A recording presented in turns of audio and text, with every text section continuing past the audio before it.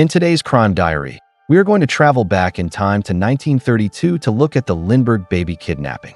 This case is one of the most famous in American history and was dubbed the crime of the century.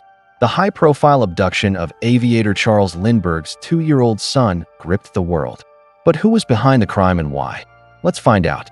On March 1, 1932, Charles A. Lindbergh Jr., the 2-year-old son of famous aviator Charles and Maura Lindbergh, was kidnapped from his family's secluded mansion in Hopewell, New Jersey. Charles and had been trying to have a baby for several years and were overjoyed when they finally had their son, whom they affectionately nicknamed Skippy. Like most parents, they wanted the best for their son and built a 10-room mansion on 52 acres of land in the isolated community of Hopewell. They hired a staff of 8 to take care of the house and grounds, and another 3 to look after their son.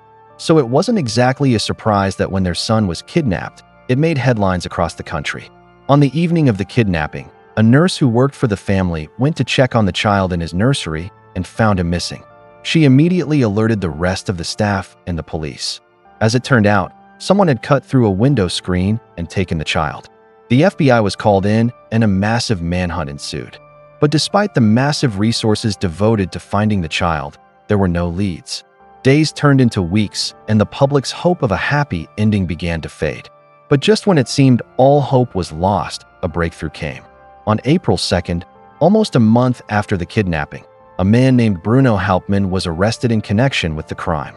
Hauptmann was a carpenter who had worked on several projects at the Lindbergh estate, and he quickly became the prime suspect in the case. The evidence against him was circumstantial, but it was enough for the police to charge him with kidnapping and murder. He was convicted and sentenced to death. And on January 17, 1936, Hauptmann was executed in the electric chair. Or was he? That's a good question. From the beginning, there were doubts about whether Hauptmann was really guilty. Many people believed that he was innocent and had been set up by the police.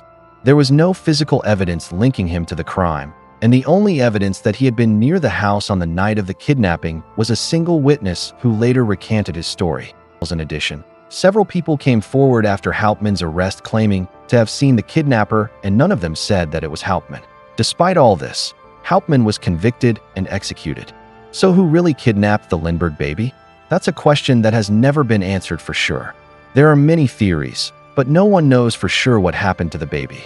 Some believe that Hauptmann was innocent and that the police framed him. Others believe that Hauptmann was guilty, but that he didn't act alone. Still, others believe that the baby was never kidnapped at all, but rather that the parents made the whole thing up for attention. One theory is that a man named John Stanhope, who had previously attempted to kidnap the Lindbergh baby, actually carried out the crime. However, Stanhope was in prison at the time of the kidnapping, and there was no way that he could have gotten out and kidnapped the baby without anyone noticing.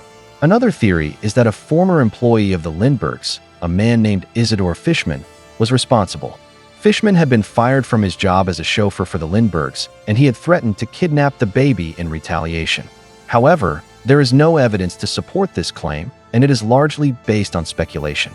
Perhaps the most intriguing theory is that Bruno Hauptmann was actually innocent and that the police framed him because he was the only suspect they had.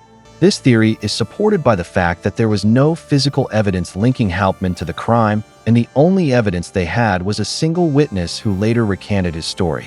Additionally, several people came forward after Hauptmann's arrest claiming to have seen the kidnapper, and none of them said that it was Hauptmann. What do you think? Was Hauptmann really guilty, or was he set up? Let me know in the comments below. Thank you for watching today's video. If you like this type of content, please subscribe and share this with your friends. I will catch you next time on our channel. Until then, stay safe and remember, don't believe everything you see on the news.